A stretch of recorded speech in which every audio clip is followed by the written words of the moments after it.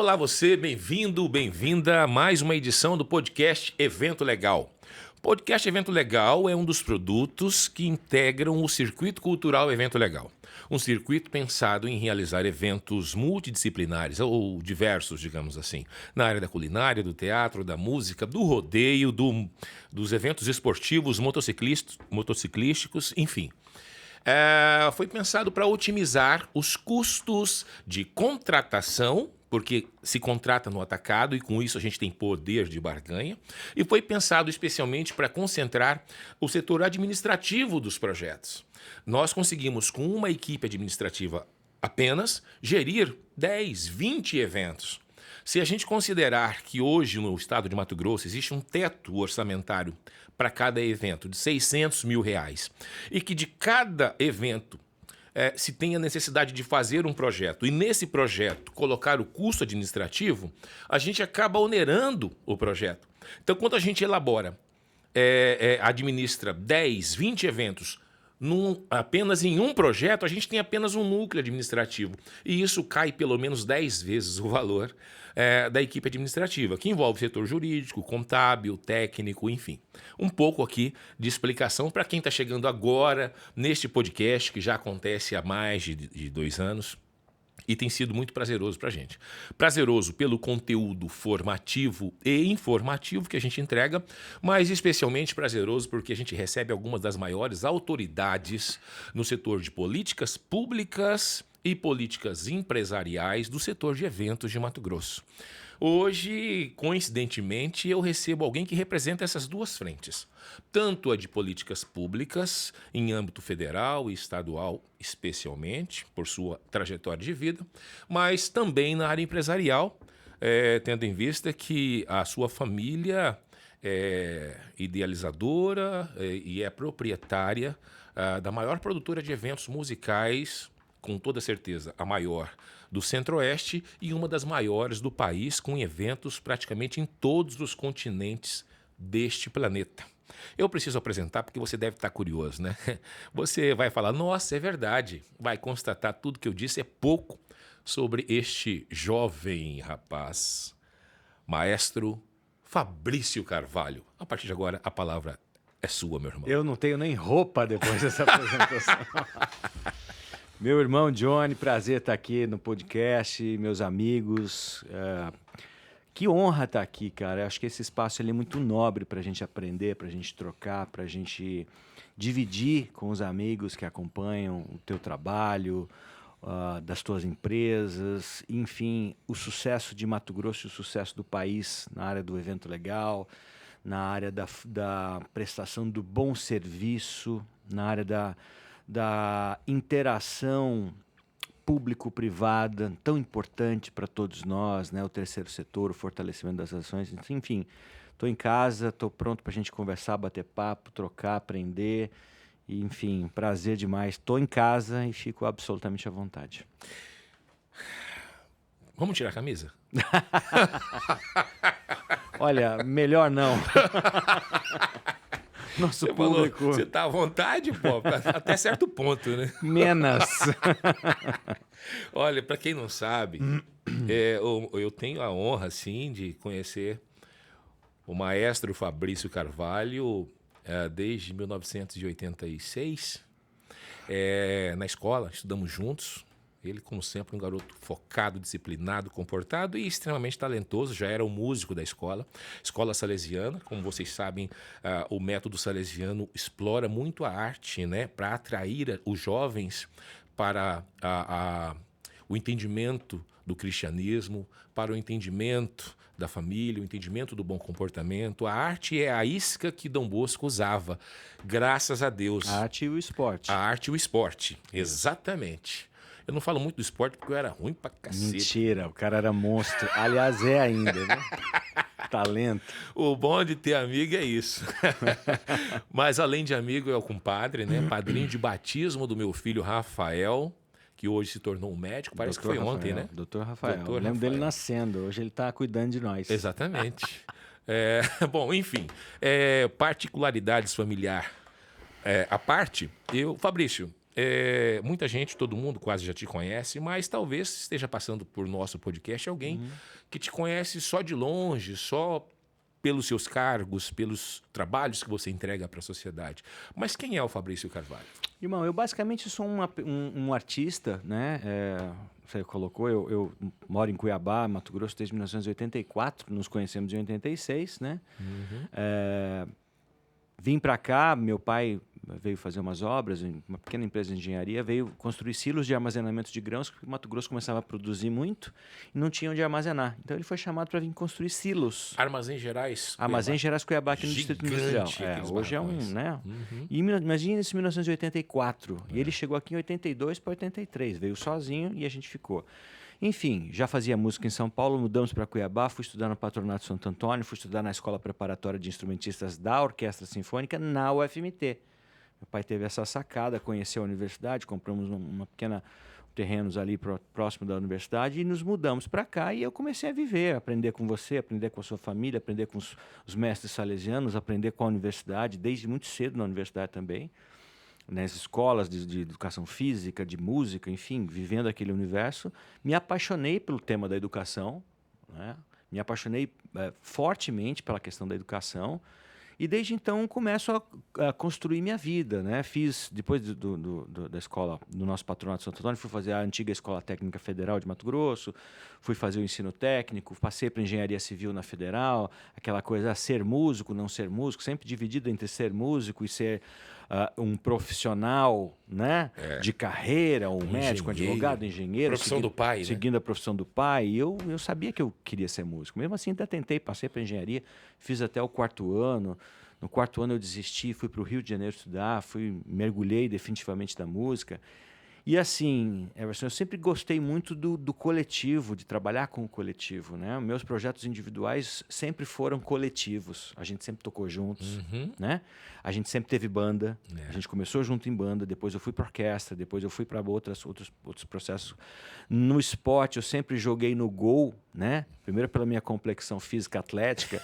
Segundo, porque eu gostava de ver o todo acontecendo. Você é um artilheiro, né? Camisa 9. Então eu via você lá na frente. Batia um pênalti e você defendeu? Historicamente. Nós vamos falar de um podcast só desse momento.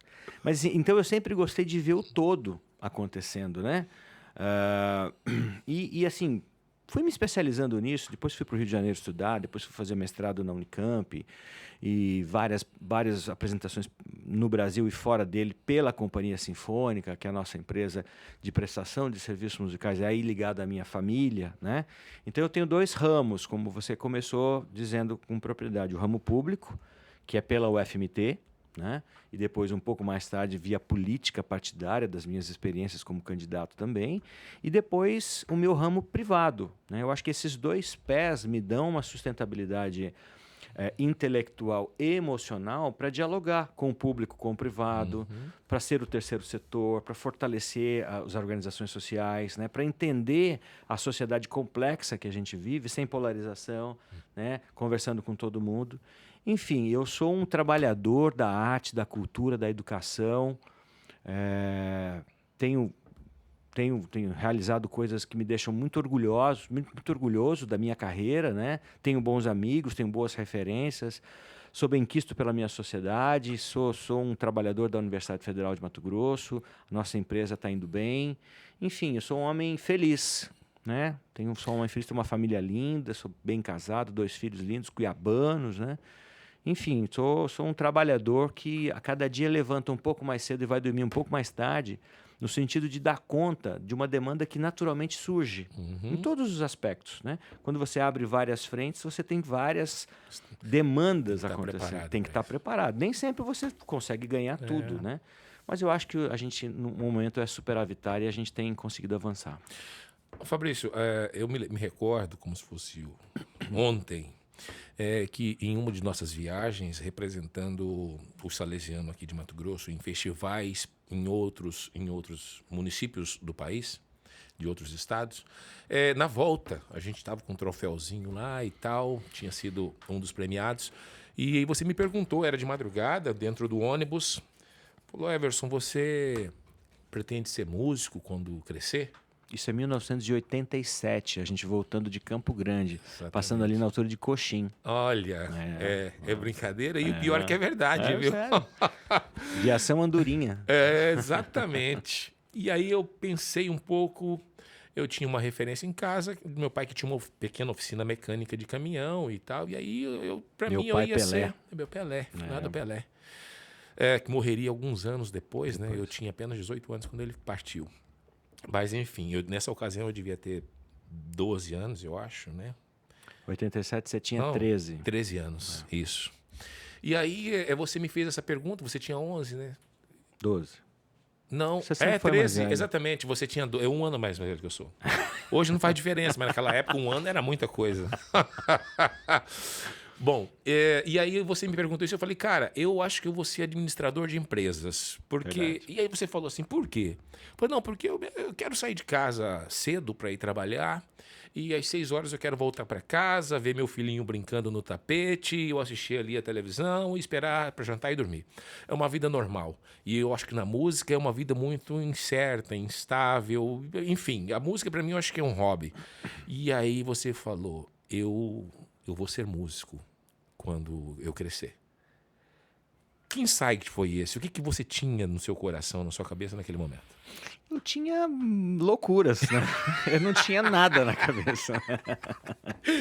Eu não tinha nada na cabeça, até porque a gente com 13, 12 anos, a gente não sabe o que a gente quer ser da vida, né? A nossa experiência era muito fluida, era muito importante, mas é lógico que um menino de 12 anos não tem a menor... Eu acho que um menino de 16, 17, 18, quando ele termina o ensino médio hoje, ele também não tem condição de dizer o que ele quer. Ele é empurrado a escolher muito jovem sua profissão. Isso é uma crítica que eu faço há bastante tempo, né? Depois da experiência, claro. Então, assim, quando eu te disse isso, assim, talvez o que eu quisesse fazer naquele momento, né? Do sonho. A gente estava voltando de uma viagem, a gente tinha tido sucesso numa outra cidade. Agora, eu sempre fiz música, sempre amei fazer música, sempre fui feliz fazendo música. Tanto quando eu vou fazer engenharia civil, por um acordo social familiar, eu sabia que eu ia ser infeliz, né? Porque a música para mim é muito latente. E essa reflexão que você fez, muito sabiamente, em que pese estar com 13 anos, música é difícil, eu faço até hoje. E eu entendo quando meus pais diziam assim, não, mas cuidado essa coisa de ser músico, será que você não vai passar dificuldade? Os músicos têm essa coisa de ligado à noite, ligado às drogas, né? Será que isso não... Para um pai, hoje eu sou pai, eu entendo perfeitamente esse raciocínio, né? Mas tem o componente pessoal aí, né? E quando eu decidi ser músico, eu falei assim, eu vou ser o melhor músico. Ou eu sou o melhor, e aí me perdoe a pedância, a arrogância, mas não é isso. Eu preciso ser bom, eu preciso ser ponta, né? Era um foco. Num estado eminentemente agrário como é o nosso, num país de terceiro mundo que não valoriza a questão cultural como um elemento de formação social, eu falei, eu tenho que ser o melhor. E procuro sempre não ser o melhor, mas ser o meu melhor. Me vencer a cada dia. E aí a música me abriu muitas portas. E aí eu percebi que eu não era só música, eu era um ser sociável, que gostava de estar entre as pessoas, de conversar, de não ter pressa de ouvir pessoas, de construir coletivamente. Então eu fui me moldando por meio da música, a música sempre me abrindo portas, me abrindo estados, me abrindo países, conhecendo pessoas, né?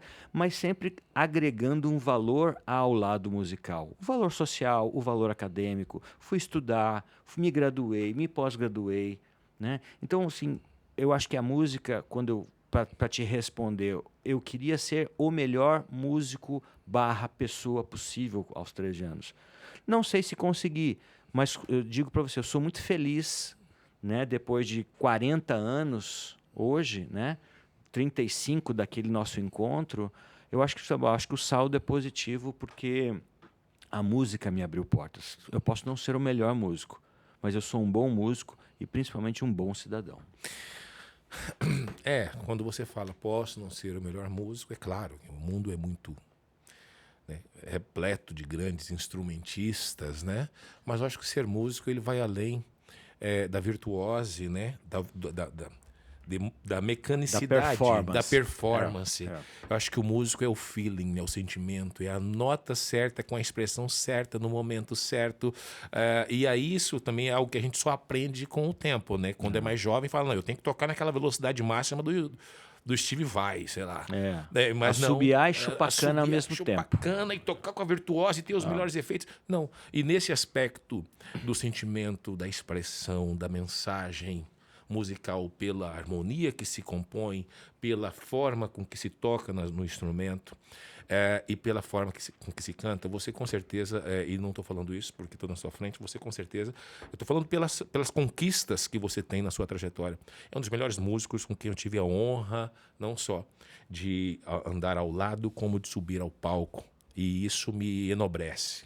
Na minha trajetória, toda a biografia que eu escrevo, eu preciso constar que o Fabrício Carvalho tocou comigo num power trio de rockabilly. Verdade. Tocamos juntos nos festivais de músicas inéditas. Somos parceiros de várias músicas. Parceiros em composições. Aliás, eu apenas dava um leve retoques, porque a obra sempre foi de Johnny Everson, um monstro da composição. Você lapidava. Ele colocava meu nome, só para me ajudar. E você me colocou na orquestra, mesmo sendo um músico prático, com pouca teoria. Você me deu a oportunidade de participar de uma turnê de cameratas. Astor Piazzolla, Carlos Gardel, e eu vestia aquele smoking e eu me sentia internacional. Ficou mais lindo do que eu. Aí ninguém me segurava. Falou onde o Pelezinho tá indo, né? Ô, Fabrício, eu preciso te dar aqui uma lembrança, um pequeno mimo, que é uma caneca que a gente dá para todos os convidados especiais que participam do nosso podcast. Muito obrigado. Então, por favor, fique à vontade em Posso abrir? Desembrulhá-la. O Marquito vai colocar aquele líquido especial que faz você abrir o coração e contar aqueles seus segredos mais tórridos. Quer dizer, então, que agora não tem mais jeito. Agora eu tenho que abrir o coração. Abrir o coração. É um líquido Tirem especial. As crianças da sala do podcast. Agora a coisa vai... Obrigado, Marquito. Você pode colocar dose dupla, porque tem muita coisa aí. Meu Deus do céu. Tirem as crianças da sala. Mas tem, Miguel, desliguem depois. Desliga, por favor. Conversa. Em que momento que o Fabrício tem a oportunidade de se tornar um dos diretores, um membro da grande mesa de decisões da Universidade Federal do Estado de Mato Grosso? Eu estou na UFMT desde 1986, né? Da nossa época que a gente se conhece. Eu fui estudar na escola preparatória como jovem aprendiz e faço o concurso em 1994. Eu sou funcionário público federal desde janeiro de 95. E a UFMT, Everson, assim, é um ambiente muito pródigo para quem tem... Primeiro, para quem trabalha muito, para quem tem boas ideias e quem tem a chance de falar. E como eu sempre trabalhei muito, sempre gostei de trabalhar e nunca tive medo e sempre gostei de falar, conversar e estudar, eu acho que eu me encontrei naquele ambiente. Eu tenho muito carinho pela Universidade Federal de Mato Grosso. E desde então olha, gente, a partir de agora eu não me seguro mais, tá? Nesta caneca mágica. Preparem-se. Então eu sempre estive muito à vontade. Eu começo a minha carreira como músico, né, da Orquestra Sinfônica, depois eu alço a regência, depois eu viro supervisor da Orquestra Sinfônica, depois coordenador de políticas culturais, isso ali final dos anos 2000. Né? Em 2008, é um momento muito importante, eu já retornando do mestrado, iniciando o doutorado, eu sou convidado pela reitora Maria Lúcia Cavalli Neder, que depois vem ser candidata ao Senado, né? Tem uma carreira política bem interessante. Ela me convida para construir um novo momento da universidade, unificando todas as áreas da cultura, todas as áreas do esporte, a relação externa da universidade, que a gente chama de extensão universitária, né? Ensino, pesquisa e extensão é o tripé que sustenta as atividades de uma universidade pública, né? E ela me convida para unificar isso dentro de um sistema chamado Pró-Reitoria de Cultura, Extensão e Vivência, PROCEV, né? E me dá essa honra e essa missão, né? e de construir políticas para os estudantes, políticas de acolhimento ao estudante socioeconomicamente vulnerável, trazer o estudante para dentro do restaurante, da casa do estudante, permitir que esse estudante mais carente tenha acesso à cultura, frequente um concerto de orquestra, frequente o teatro, conheça cinema de arte, participe de exposições. Então me dá a chance de dialogar com um público que até então eu não conhecia, que eu não conhecia socialmente e que me desperta também uma coisa que eu até então não tinha, que era a consciência social. Então eu estava num ambiente bacana, de gente inteligente, produtiva, trabalhando com a força política de um pró-reitor, né, de poder decidir, com um orçamento bacana, com gente que eu aprendia todos os dias e que mexeu com o meu coração, né?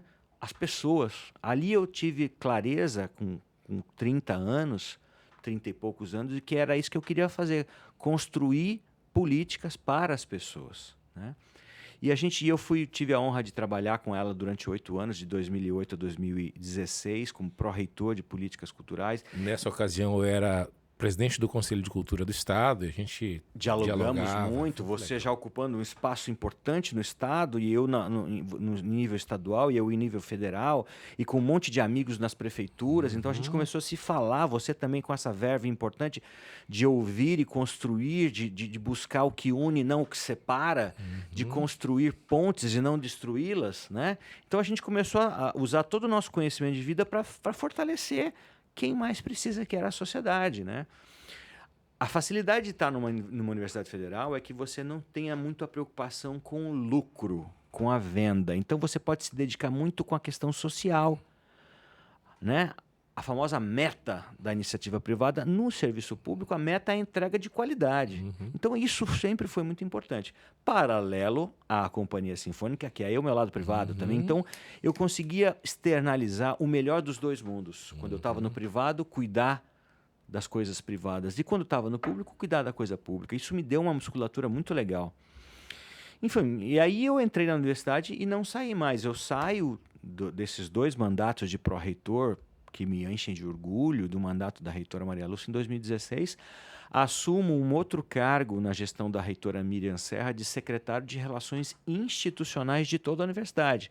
Aí eu não falava mais só sobre cultura, sobre esporte, sobre cuidado com socioeconomicamente vulneráveis. Eu comecei a falar de toda a universidade na relação de abertura da sociedade para com o setor produtivo, né? Sempre teve uma crítica que eu, em determinados momentos, eu fico de acordo, que a universidade é um pouco ensimesmada, olha muito para o ensino.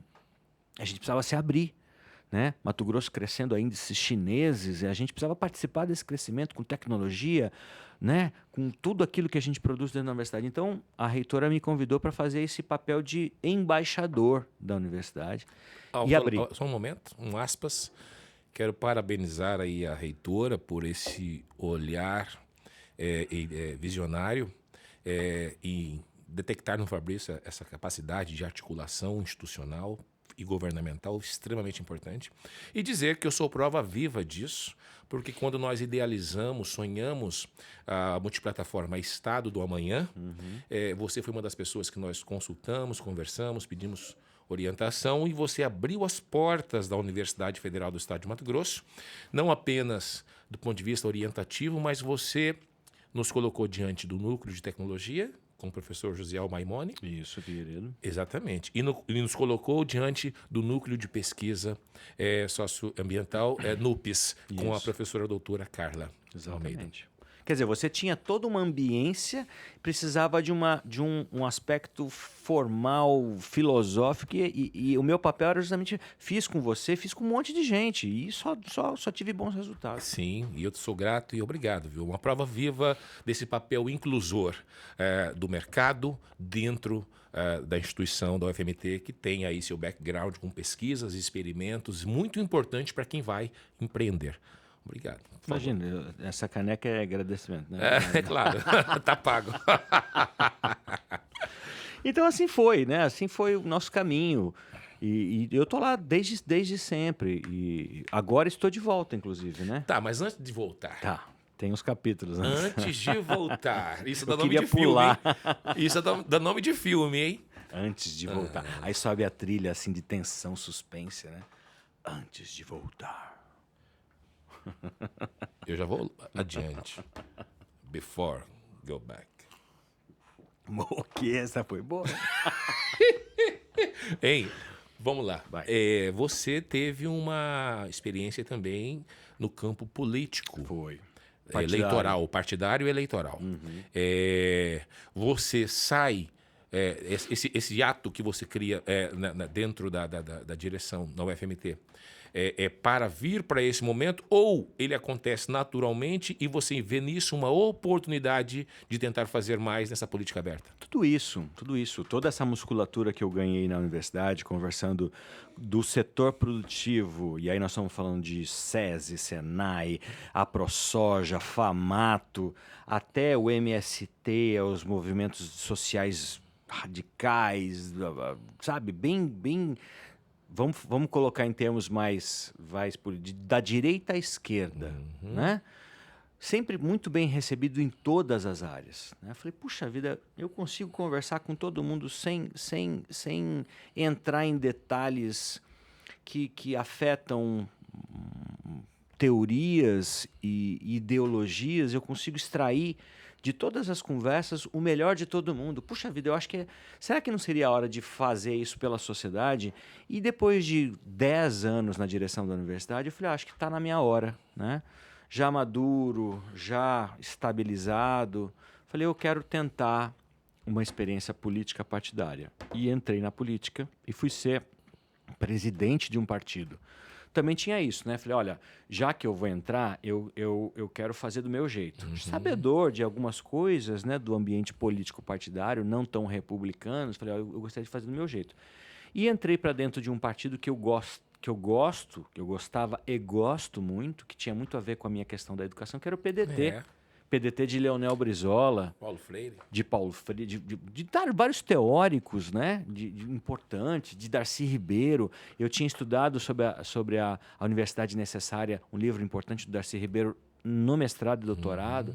Então, enfim, falei, eu acho que é o mais me aproxima, aquela coisa um pouco mais centro-esquerda, né, estável, mas com um olhar mais social. Enfim, Fui eleito presidente do PDT em 2019. Você estava comigo, a gente entrou juntos, né? Falei, eu não vou sozinho. Aí chamei os meus irmãos mais próximos, né? Os irmãos de fé, de caminhada. Everson estava comigo, né? Me ajudando. Falei, vamos presidir o partido para as eleições municipais de 2020. Em março de 2020 vem a pandemia. Isso impede um pouco tudo aquilo que a gente planejou de conversar com a cidade, de mostrar para a cidade uma proposta diferente, baseada numa educação em tempo integral, numa construção coletiva, num ambiente mais sustentável. Era essa e é essa a nossa ideia desde sempre, desde moleque, né? Que todos possam ganhar, não apenas um, mas que esteja bom não só para um grupo, mas para todo mundo.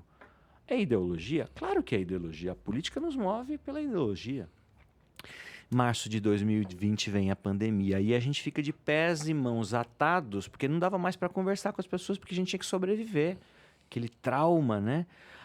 A eleição e eu candidato a prefeito de Cuiabá, você candidato a vereador, né?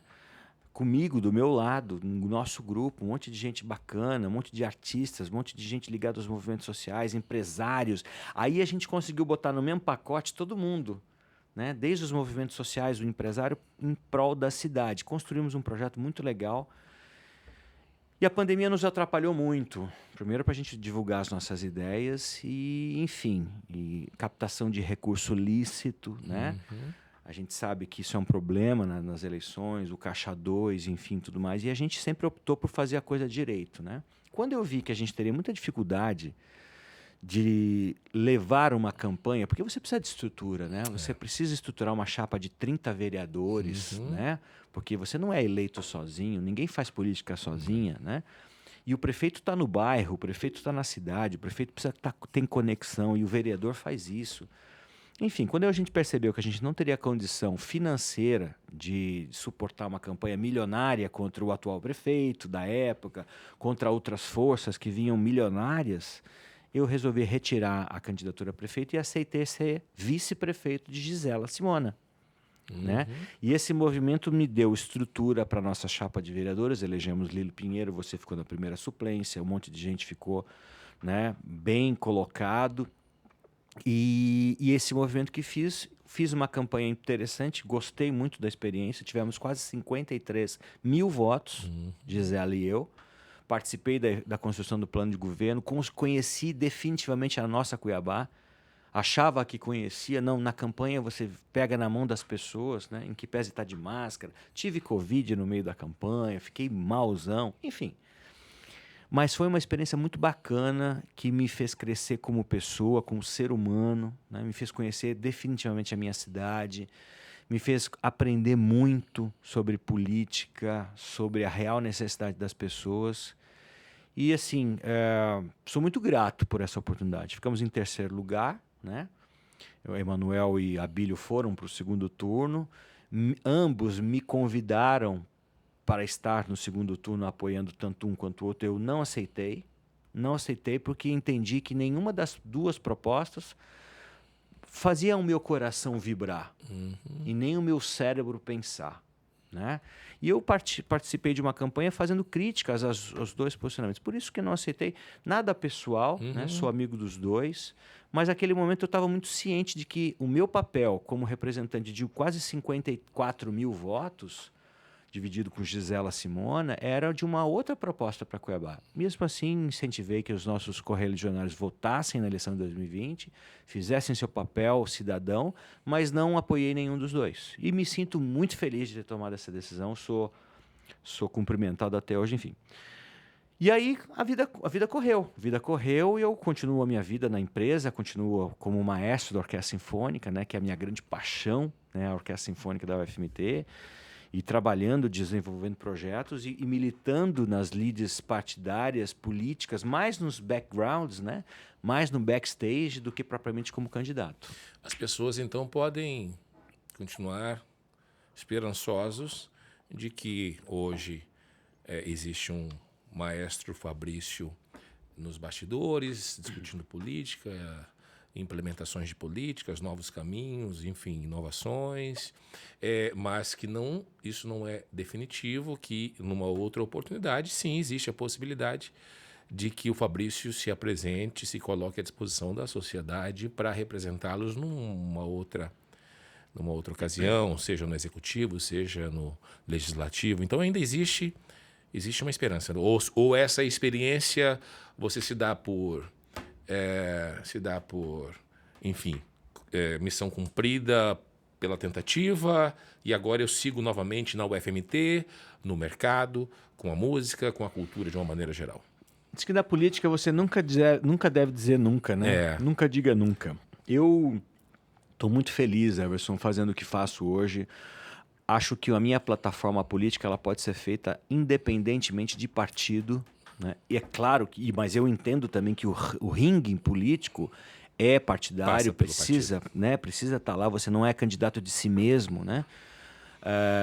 Mas hoje eu estou muito feliz trabalhando, né, na universidade, trabalhando na minha empresa, conversando com a sociedade, como eu converso diuturnamente, né? Não tenho preguiça de trabalhar. Enfim, se um dia eu me sentir confortável para militar novamente numa eleição, eu não tenho problema nenhum, mas nesse momento eu estou muito focado nos meus projetos na Universidade Federal, em desenvolver projetos estratégicos, não só na área da cultura, mas também da biodiversidade, que é uma outra grande paixão que eu estou entrando agora, da bioeconomia, né, de potencializar pessoas. Vem aí um novo momento que provavelmente deve acontecer para Mato Grosso, que é um projeto de desenvolvimento do Pantanal, e eu quero estar participando disso, potencializando as pessoas por meio dos projetos e programas de extensão da UFMT, enfim. Estou cheio de coisa, estou cheio de sonho. Você está falando já de projetos e sonhos desse novo momento que a gente não pontuou exatamente ainda, que é a volta do Fabrício para a pró-reitoria, a convite do então reitor Evandro. Isso é um capítulo legal. Como que se deu isso e como é esse novo Fabrício pós primeiro período de gestão lá com a reitora Maria Lúcia, depois esse período da política partidária eleitoral e agora esse convite a pró-reitoria por um amigo também de infância, né? De escola técnica. Escola técnica. Nosso contemporâneo. Exatamente. Primeiro, como você encarou esse convite e como você se sente agora diante dessa atual gestão? Cara, eu voltei para a pró-reitoria, tinha decidido não ser mais ocupar cargos na universidade, mas eu volto para a universidade, principalmente depois de um momento muito complexo da universidade, por conta de um olhar diferente do último governo para as universidades federais, né, do presidente Bolsonaro. Foi um olhar diferente. Não quero aqui polemizar e não vou detalhar, mas foi um momento diferente em que a universidade passou por alguns momentos de sufoco. Perrengues. Né? E assim, e eu vivi isso como maestro da Orquestra Sinfônica, não na gestão, apenas como diretor artístico. Né? Me dediquei a outros projetos, outros programas. E com essa possibilidade de um novo olhar para as universidades federais, eu recebo um convite o ano passado, em 2022, do reitor Evandro, que é um amigo pessoal, né, nosso, contemporâneo da nossa idade, com a mesma mentalidade, um cuiabano, um negro, um homem que venceu diversas dificuldades, estudou em escola pública e que está à frente da UFMT.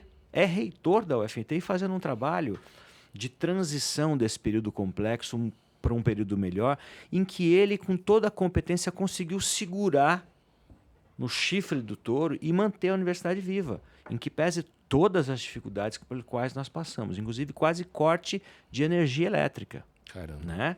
E ele, com toda a competência técnica, segurou a universidade. E aí, quando a gente começa a respirar um pouquinho, ele falou, você não quer vir me ajudar aqui? Poxa vida, você fica aí fora, vem para cá, me ajuda aqui. E me faz o convite. Eu sou um apaixonado pela universidade, resolvi aceitar o convite. E desde setembro do ano passado, eu estou à frente de novo da pró-reitoria, a pró-reitoria que eu criei, que nós criamos. Né? Não, e você aceitou um desafio tão pesado, digamos assim, do ponto de vista administrativo e de reconstrução, a ponto de você não poder ir à formatura do seu afilhado. Do meu afilhado. Naquela semana você estava assumindo, falou, Johnny, eu estou aqui atolado. São escolhas, né? Eu sei que o meu afilhado não deixa de me amar, nem você, por essa aqui. Não é porque eu não quis, é porque eu estava continuando uma missão pela qual eu mereço a admiração de vocês. Sim. Né? E como para irmãos a gente não precisa explicar muito, né? Enfim, eu me dedico muito às coisas, né? Eu sou um apaixonado pelas coisas que faço. E aceitei essa missão. Dura, difícil, universidade, um momento complexo, sem dinheiro, tentando sobreviver. E eu não posso negar um convite da minha instituição, né? De um amigo, de um grupo de amigos. Então voltei e a gente já está recuperando a universidade está pulsando de novo, está aberta, está ativa, está generosa, está ficando mais bonita, está ficando mais... essa coisa do diálogo, sabe? Eu acho muito legal. A gente dialoga com o setor produtivo, mas a gente não esquece dos movimentos sociais. A universidade é um ambiente apartidário, mas não apolítico. Então isso nos permite conversar de A a Z, da direita para a esquerda, de cima embaixo, com a competência e o talento da pesquisa, do ensino, da tecnologia, mas com o cuidado com o ser humano. Então eu estou muito feliz, estou ativo, estou trabalhando 14, 15 horas por dia, né? com toda o tesão de quando eu tinha 25 anos. Vou fazer 50, mas estou com a mesma energia de quando tinha 25, né? com o mesmo sonho, e eu acho que a gente vai vencer e vai cada vez mais colocar uma universidade pública, gratuita e de qualidade, socialmente referenciada à disposição da sociedade, do setor produtivo aos movimentos sociais, né? Acolhendo aqueles que mais precisam, transferindo tecnologia para quem mais precisa e cuidando da educação e da cidadania das pessoas. Eu acho que acaba sendo isso, sabe? Então, assim, tô muito feliz, tô de volta à vida. Amém. Isso é o que importa. No final, o que importa é ser feliz. E ser feliz fazendo o que gosta, o que sabe, o que faz com qualidade é melhor ainda. E é completo. Verdade. Fabrício, então, assim, um podcast maravilhoso. Quem não te conhecia a fundo... Falei muito, né? Não, você... Eu fico empolgado. Tem mais coisa aí para falar. Eu fico emocionado. Toma mais um gole aí. Mas o negócio é bom, hein? Porque eu vou falar agora do Carnaval do Clube da Caixa Econômica. Pelo amor de Deus, não. Brilhante, foi um prazer. Muito obrigado. Eu estou indo embora. Quem está chegando agora e não viveu aqui na década de 80 e 90 não entende o que a gente está dizendo. Prazer estar com vocês. Daqui para frente eu não falo, só na presença do meu advogado. Tá, Fabrício. Então, nesse encaminhamento aqui do podcast, nessa reta final, eu queria que você dissesse a universidade enquanto uma instituição de inclusão social para aqueles que não têm condições financeiras de estudar nas melhores escolas do mundo, tem a oportunidade de estudar na Universidade Federal de Mato Grosso, que é uma das melhores escolas do país e acessível. Mas para que seja de fato acessível, aqueles que têm medo de encarar desafios porque já julgam que não é para eles, que não vai dar certo, que não tem jeito, ou que ele, enfim, criam as dificuldades antes de tentar. O que você teria a dizer e quais seriam atualmente ou no futuro próximo as oportunidades para aquele que quer aprender música, para aquele que quer entrar numa escola preparatória, numa escola de startup ou no núcleo de startup? Essas iniciativas que a universidade sempre tem para quem não tem dinheiro, mas tem muita vontade de fazer o bem e de se dar bem. Qual é a dica? Meus amigos, dizer uma coisa muito simples. Acreditem no poder que cada um tem e no poder de sempre aprender. E aprender pode ser da educação formal, pode ser da educação do seu bairro, da sua igreja, do seu centro comunitário, da sua escola. Procure sempre estar aberto a descobrir coisas novas. Na universidade, nas faculdades, em qualquer lugar, sempre você vai ter a chance de aprender coisa nova. Aproveite as chances que lhe são dadas. Por exemplo, a UFMT oferece uma série de projetos e programas formais, né? Você pode entrar lá e estudar medicina, engenharia, direito, o que você quiser, agronomia, o que você quiser, né? Dos cursos que a gente oferece de graça, de qualidade, desde que você faça o processo normal. Enem, aquela coisa toda, né? Termina o segundo grau, Enem, você pode... Fora isso, e aí é um convite que eu faço, conheça a universidade pelos seus programas de extensão na área do esporte, da cultura, da formação, da tecnologia, da ambiência, da sustentabilidade. Nós temos um mundo paralelo à disposição também de graça para que você possa se fortalecer como ser humano, como cidadão. São os cursos de extensão. A universidade ela funciona para a sociedade e pela sociedade. Então, assim, fica o meu desejo que todos conheçam a universidade. Às vezes você sente falta dela, não é porque ela não existe, é porque talvez ela precise de mais coração da sociedade para ir buscá-la. Como ela não investe em divulgação, ela não tem dinheiro para comprar mídia, como a rede social dela não tem impulsionamento, né? Ela é um organismo orgânico, que às vezes tem falhas, claro, e quem não as tem? Qual organismo público que não tem falha? Nós reconhecemos as nossas e a cada apontamento que nos é feito, a gente procura resolver. Então, assim, e o controle social, Everson, é sempre o melhor remédio para o organismo público. É o olhar da sociedade que faz a gente melhorar. Então, eu estou convidando a todos, por meio do nosso podcast, para que estejam perto da universidade, construam a relação com a sociedade. A educação, ela leva à cidadania, e a cidadania leva ao conhecimento, e o conhecimento, ele liberta. Presta atenção nisso. Quanto mais você sabe das coisas, mais você fica autônomo para tomar a melhor decisão. Não, isso não quero. Eu não tomei aqui o chá do Everson, eu não gostei, não quero. Não, eu quero isso para mim e quero isso para minha família. Então, é o conhecimento que liberta. Então, fica o meu convite para que vocês conheçam a universidade, conheçam qualquer universidade, conheçam qualquer academia que possa melhorar, conheçam e cobrem dos entes públicos. O poder público só funciona na base da pressão. Ninguém está fazendo nada de graça lá, ninguém precisa ser tratado como autoridade, porque são todos servidores públicos pagos com o seu dinheiro. A respeitabilidade é na sua família, com seu pai, com a sua mãe, com o seu vizinho, com quem te trata bem, com quem quer o seu bem. Políticos, entes públicos, são servidores públicos como eu, como reitor, como governador Mauro Mendes, como presidente da Assembleia Eduardo Botelho. Somos todos servidores públicos e temos satisfações a dar. Então, esse tipo de consciência a universidade dá, o conhecimento dá. Então, fica o meu desejo, o meu incentivo, quando me encontrar na rua, cobrem de mim isso, peçam que a gente converse mais com a sociedade. É o que pequeninissimamente eu posso fazer pela minha sociedade. Se um dia puder fazer mais, assim eu farei. Que recado, hein? Que recado. Você que está assistindo aí, que tem um filho em fase estudantil, ou você que está em fase estudantil, entenda bem.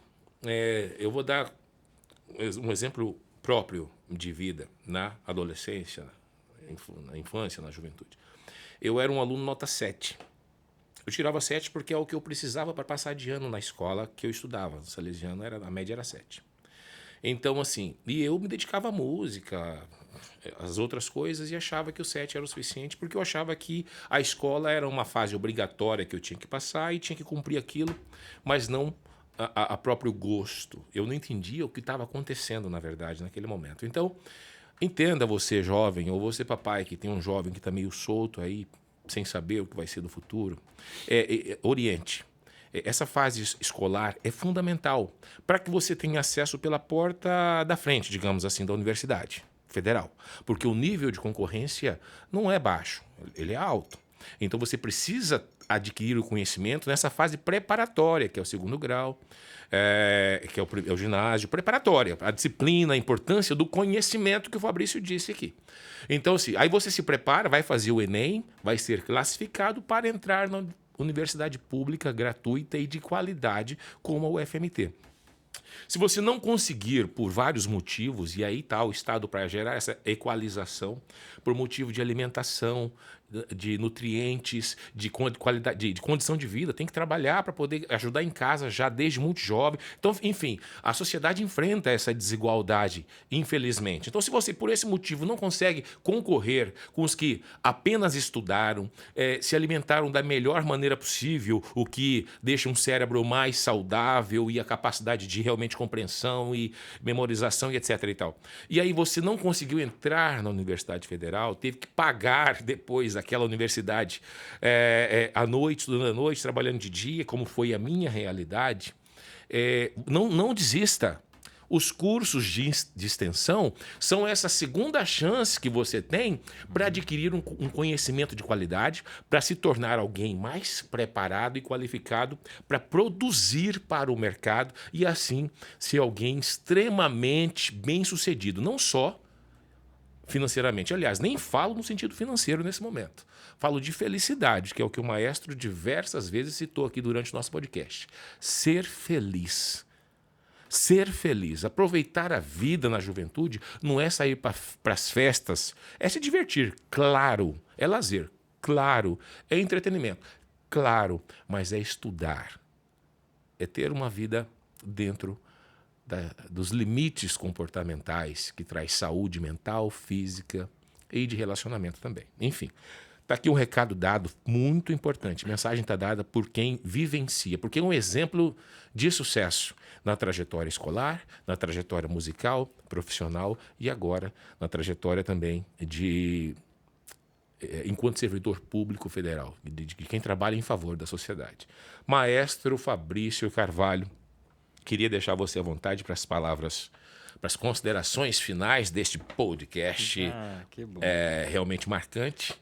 E dizer que as portas da Cor de Matos estão sempre abertas para você, viu, meu irmão? Agradeço muito, meu irmão querido, meu primeiro irmão em Mato Grosso, meu primeiro parceiro, minha referência, né? E minha casa, né? Quando eu venho aqui, eu venho à minha casa, vejo a minha mãe, minha segunda mãe, mamãe Zila, enfim, meus irmãos queridos, Josias, Joelton, todo mundo. Você estava falando de felicidade, né? Tem gente que não é feliz porque esse ano não vai para a Europa. Tem gente que não é feliz porque esse ano não vai para a Europa de primeira classe. E tem gente que é feliz por ter conseguido alimentar os seus filhos hoje. Então, o conceito de felicidade é uma coisa muito subjetiva. Tem gente que não é feliz porque não conseguiu trocar a lancha que está lá em Manso. Então, assim, o seu conceito é o seu coração, é a sua consciência. O que você pode melhorar dentro da sua perspectiva de vida? A educação pode te ajudar. É a única coisa que eu queria deixar para vocês. A educação pode te ajudar, a educação pode ajudar os seus filhos, a educação pode ajudar a sua família. Invista na educação. É possível, não custa muito caro. Na universidade você tem, na UFMT está aberta para te ajudar e em tantas outras entidades. Desejar a todos um grande abraço, foi uma alegria estar aqui. Espero voltar mais vezes, trazer outros convidados, indicar da UFMT. Por favor. A gente fazer uma linha da UFMT aqui, porque a gente aproveitar os milhões de seguidores que vocês têm. E desejar muito sucesso para todo mundo, felicidade dentro do seu coração. No mais, um beijo e obrigado. Obrigado você, Obrigado, Maestro irmão. Fabrício Carvalho, meu irmão, meu compadre e meu exemplo. Você acaba de assistir aqui mais uma edição do podcast Evento Legal. Esse podcast nasce da ideia de falar sobre políticas públicas de um setor tão importante para a sociedade, não apenas pela acessibilidade à cultura, ao esporte, à educação, porque quando a gente fala de evento, não fala só de festa. A gente está falando de eventos de capacitação, de qualificação, são os congressos, as conferências. A gente está falando de evento cultural, sim, que fala do teatro, da dança, da música e de tantas outras... de tantos outros segmentos culturais. Fala do esporte, né? Uma partida de futebol, uma Copa, um campeonato. São eventos. Os eventos são muito amplos e eles têm toda uma cadeia produtiva ao seu redor. Quantas pessoas alimentam suas famílias graças aos eventos que acontecem dessa maneira? Ele monta sua barraca de alimentação, ele consegue trabalhar na parte da decoração, da segurança, na parte da montagem de som, palco, luz, enfim, do stand, do expositor. São uma infinidade de atividades profissionais e empresariais que estão ao entorno de um evento que acontece. Haja vista quando vem jogar o Flamengo, a seleção Flamengo, contra a seleção Corinthians, por exemplo, aqui em Cuiabá. Vai, Corinthians. Vai, Corinthians. A cidade para, o estado todo vem para Cuiabá assistir, os hotéis lotam, os restaurantes lotam, olha o que fomenta a economia. Então, e aí quando o Estado aporta recurso público nesse setor, a gente percebe uma certa crítica pela imprensa diminuta, que não estuda o caso, que não entende a importância desse setor de políticas públicas e o que representa para a sociedade, especialmente no setor de economia criativa. Então, assim, ela vem falar de faltando dinheiro para o hospital e gastando dinheiro com festa. Não. O dinheiro que está lá na festa, ou no evento, ou na partida de futebol, ou no seminário, no congresso, é o dinheiro alocado para isso um ano antes, lá no Poder Legislativo. Aí o Estado, o Poder Executivo, pode gastar aquele orçamento. Nem um centavo do que foi alocado para a saúde, ou para a educação, ou para a segurança. Então entendam bem, e a gente está aqui para poder tirar dúvidas e receber você, que de repente tem um olhar diferente do que eu estou falando. Você está convidado para entrar em contato aqui com a Cor de Mato e participar dessa mesa conosco. A gente está muito ansioso para ouvir a sua visão sobre esse setor, da importância. Nós não consideramos a cultura ou o setor de eventos, o esporte, como uma política pública secundária, mas estruturante e fundamental para a sociedade, como bem disse o nosso maestro e professor Fabrício Carvalho. O podcast Evento Legal é um patrocínio, é uma parceria da Cor de Mato com o governo do estado de Mato Grosso, por meio de um termo de fomento assinado com a Secretaria de Estado de Cultura, Esporte e Lazer, com emendas parlamentares fornecidas pelo deputado Eduardo Botelho, pelo deputado Gilmar Dal Bosco, pelo deputado Max Russi, pelo deputado João Batista, pelo deputado Nininho, pelo deputado, então deputado Romualdo Júnior, pelo deputado Allan Kardec e pelo deputado Dr. João. Então, são deputados que acreditaram na proposta do circuito cultural e têm subsidiado financeiramente a nossa realização. Sejam muito bem-vindos sempre a cada edição e fique aqui, clicando se inscrevendo no canal como nossos seguidores e clique no sininho para receber as nossas atualizações, porque a sua audiência é o motivo da nossa existência. Fique com Deus. Obrigado a cada um de vocês que assistiram e a você, meu irmão Fabrício, mais uma vez. Até a próxima. Obrigado, Até a gente. próxima.